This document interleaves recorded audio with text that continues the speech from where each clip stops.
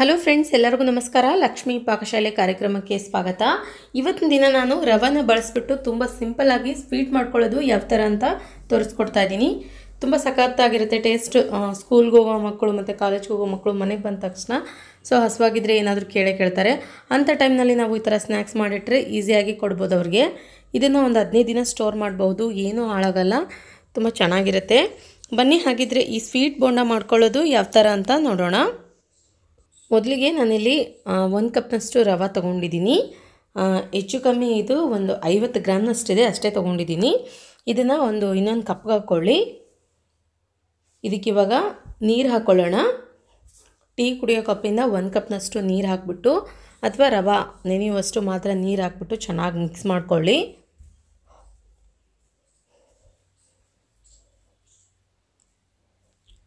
ಈ ಥರ ಮಿಕ್ಸ್ ಮಾಡ್ಕೊಂಡ ನಂತರ ಇದನ್ನಿವಾಗ ನೋಡಿ ಮೇಲ್ಗಡೆ ಮುಚ್ಚಿಬಿಟ್ಟು ನಾವು ಸ್ವಲ್ಪ ನೆನೆಯೋದಕ್ಕೆ ಇಟ್ಬಿಡಬೇಕು. ರವಾನ ಒಂದು 10 ನಿಮಿಷ ನೆನೆಯಲಿ, ಜಾಸ್ತಿ ಹೊತ್ತೇನು ಬೇಡ.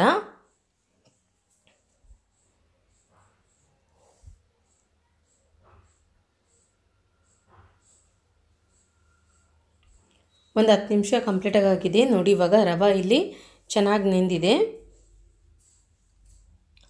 ನಂತರ ಒಂದು ಮಿಕ್ಸಿ ಜಾರ್ ತಗೊಳ್ಳಿ. ಇದಕ್ಕಿವಾಗ ನಾವು ನೆನೆಸಿರುವಂತಹ ರವೆ ಮಿಶ್ರಣ ಹಾಕ್ಕೊಳ್ಳೋಣ.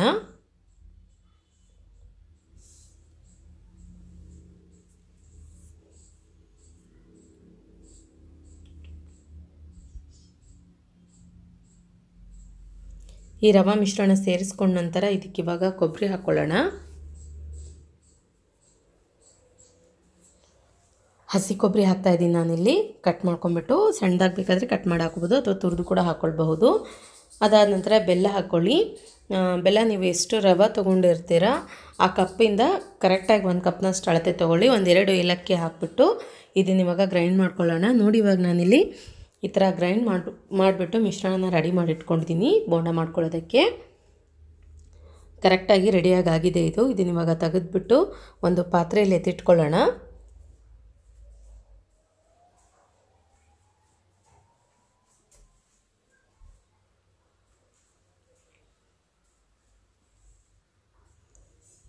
ಇದನ್ನು ಒಂದು ಸಲ ಚೆನ್ನಾಗಿ ಈ ಥರ ಮಿಕ್ಸ್ ಮಾಡ್ಕೊಳ್ಳಿ.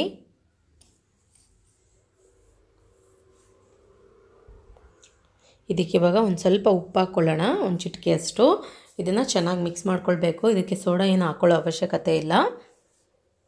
ನೋಡಿ ಕೈಯಿಂದ ತೆಗೆದ್ಕೊಂಡ್ಬಿಟ್ಟು ಈ ಥರ ನಮಗೆ ಬೋಂಡ ಹಾಕಿದರೆ ಹಾಕಕ್ಕೆ ಬರಬೇಕು, ಅಷ್ಟು ಅಳತೆ ಇದ್ದರೆ ಸಾಕು. ಹಿಟ್ಟು ತೀರಾ ಗಟ್ಟಿನೂ ಬೇಡ, ತೀರಾ ಲೂಸೂ ಬೇಡ. ಹಿಟ್ಟನ್ನು ನಾವು ಮಿಕ್ಸ್ ಮಾಡ್ಕೊಂಡ ನಂತರ 2 ನಿಮಿಷ ಬಿಟ್ಬಿಟ್ಟು ನೋಡಿ ಈ ಥರ ಪರ್ಫೆಕ್ಟಾಗಿ ರೆಡಿಯಾಗಿರುತ್ತೆ. ನಂತರ ಗ್ಯಾಸ್ ಆನ್ ಮಾಡ್ಕೊಂಡ್ಬಿಟ್ಟು ಒಂದು ಪಾತ್ರೆಯಲ್ಲಿ ಎಣ್ಣೆ ಬಿಸಿ ಮಾಡೋಕ್ಕೆ ಇಟ್ಕೊಂಡಿದ್ದೀನಿ. ಎಣ್ಣೆ ಇಲ್ಲಿ ಚೆನ್ನಾಗಿ ಬಿಸಿಯಾಗಿದೆ. ಇದಕ್ಕಿವಾಗ ಬೋಂಡ ಹಾಕ್ಕೊಳ್ಳಿ. ನಿಧಾನಕ್ಕೆ ಹಾಕ್ಕೊಳ್ಬೇಕು.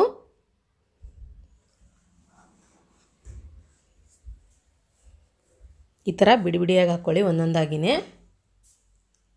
ತುಂಬ ಜಂಜಾಟಗಳೇನಿಲ್ಲ, ಬೇಕಂದ ಕ್ಷಣವೇ ನಾವು ರೆಡಿ ಮಾಡ್ಕೊಳ್ಬೋದು. ಒಂದು ಅರ್ಧ ಗಂಟೆಯಲ್ಲಿ ರೆಡಿಯಾಗಿ ಆಗುತ್ತೆ.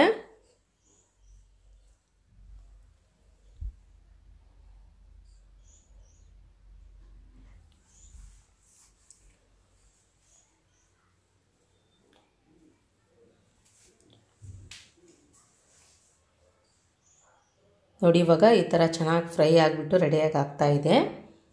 ಇವಾಗ ತೆಗೆದುಬಿಟ್ಟು ಒಂದು ಪ್ಲೇಟ್ನಲ್ಲಿ ಹಾಕಿಟ್ಕೊಳ್ಳೋಣ.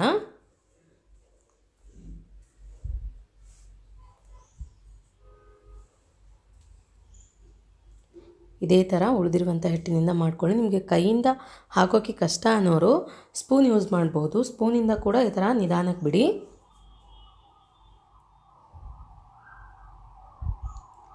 ತುಂಬ ಚೆನ್ನಾಗಿ ಬರುತ್ತೆ, ತುಂಬ ಸಖತ್ತಾಗಿರುತ್ತೆ.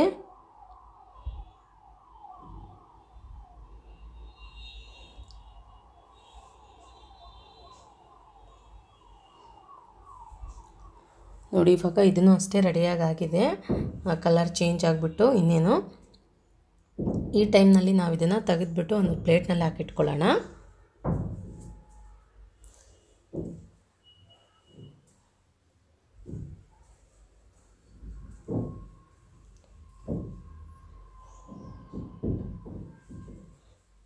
ಇದಕ್ಕೆ ಬಾಂಬೆ ರವೆ ಕೂಡ ಅಂತಾರೆ, ನಾನು ಸೂಜಿ ರವೆ ಕೂಡ ಅಂತ ಇದೀನಲ್ಲ, ಬಾಂಬೆ ರವೆ ಕೂಡ ಅಂತಾರೆ ಅದಕ್ಕೆ. ಚಿರೋಟೆ ರವೆ ಅಂತಂದರೆ ಇನ್ನೂ ಸಣ್ಣಗೆ ಬರುತ್ತೆ. ನಾವು ಹೋಳಿಗೆ ಮಾಡುವಾಗ ಮೈದಾ ಹಿಟ್ಟಿನ ಜೊತೆಗೆ ಮಿಕ್ಸ್ ಮಾಡ್ತೀವಲ್ವ, ಆ ರವೆ ಚಿರೋಟೆ ರವೆ ಅಂದರೆ. ಸೊ ಕನ್ಫ್ಯೂಸ್ ಮಾಡ್ಕೊಳಕ್ಕೆ ಹೋಗಬೇಡಿ.